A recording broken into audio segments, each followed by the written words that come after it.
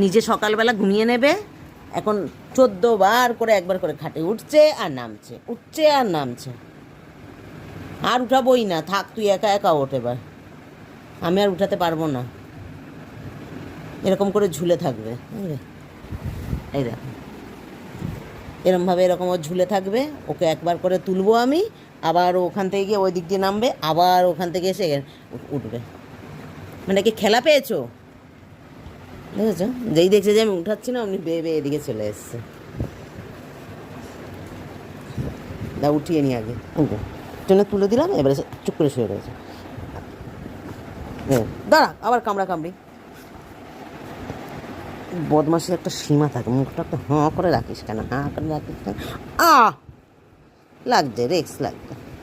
ছোট্ট তো, আমি তো দুষ্ট তো, আমি একটু ব্যায়াম করি তো, তুমি একটু আমাকে ছেড়ে দাও তো। লাগছে কিন্তু। কালকে 2খানা দাঁত ভেঙে গেছে, 1খানা না। এই একটা এইখানে বড় বড় ওপরে 2টো দাঁত ভেঙে গেছে, লাগছে রেক্স। এই দেখুন,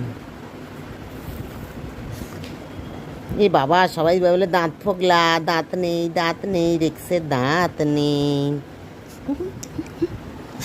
চল, আর আমি কিচ্ছু করবো না, ফুসফুস করলে কি হবে?